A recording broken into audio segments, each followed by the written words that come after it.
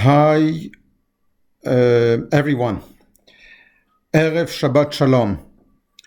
So this week we're beginning the third book of the 5 books of the Torah, Chumash Vayikra, translated as the book of Leviticus, as well as known as Sefer HaKorbanot, the book of the offerings and of the sacrifices.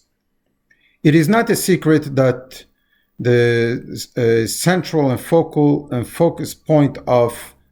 point of Judaism is around the Beis HaMikdash, the Holy Temple, that was the first commandment following Mount Sinai.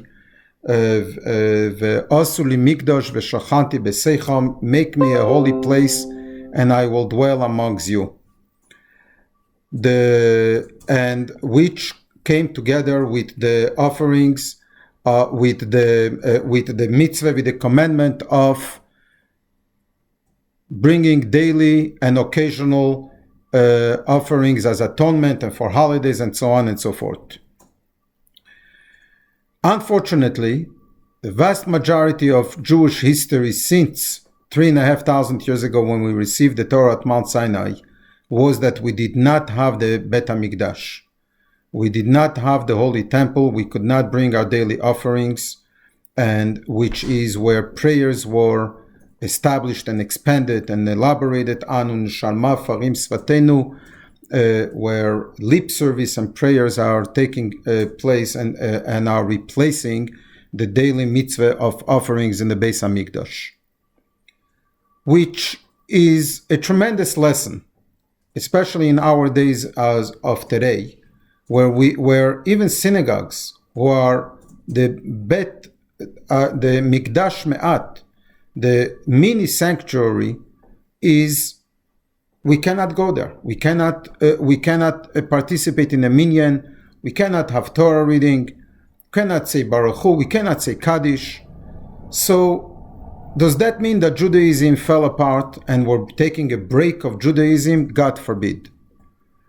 On the contrary, now is the time even more so to bring the inner meaning and the deep meaning and purpose of offerings is to make ourselves and our homes a holy, and v'shachanti betocham, the God dwelling amongst each and every one of us, as the famous story that the rabbi was asked by an individual, where is God?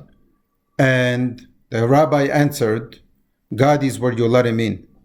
Where we let God in, now is it time even more than always to bring God into our homes.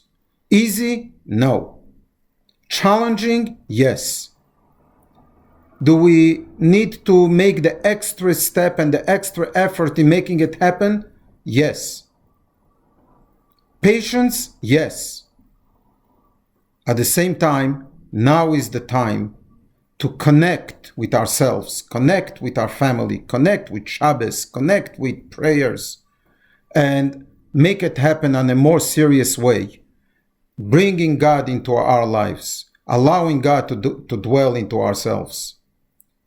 This week we had a few yard sites that ordinarily we would have a minyan. They would come to minyan at Chabad. We would have a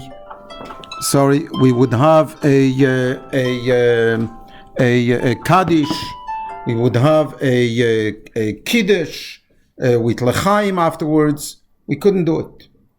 So instead, I connected personally with these people one-on-one, learned something in memory of their loved ones, and the individuals have dedicated the online classes and courses that have taken place during the week in honor and remembering and honoring the souls, the neshamas of their loved ones. So I call upon each and every one that as we are about to welcome Shabbos this evening, around 7:45, this evening, 7:43, 7:44 in Calgary and in Edmonton, to welcome Shabbos with our entire being, let us get dressed for Shabbos, put on our Shabbos clothes, our white shirts, dresses, cover our hair, light the Shabbos candles, and make Kiddush, spend a festive Friday night Shabbos dinner with our families, and this is where God is. In this week's Parsha, we read also about that every offering needed to have salt. Every meal, we dip our challah in salt. Let's make the bracha over the challah and dip it in salt. Say Hamotzi lechem min haaretz and pray to God, sing to God for the miracle that is going to take place, where God is going to take us out from these challenging times and bring us to the ultimate healing, to the ultimate good world that we are anticipating. And as in our prayers, Sheyibone Beis Hamikdash b'mheira v'yomeinu, may the Beis Hamikdash, the Holy Temple, be rebuilt, where we will be able not only to go back to our local synagogues, but all together in Jerusalem. And yes, planes will start to operate again, and travel will be allowed, and we will be together in the Bet HaMikdash in Jerusalem with Mashiach. Amen. Good Shabbos, Shabbat Shalom, and let's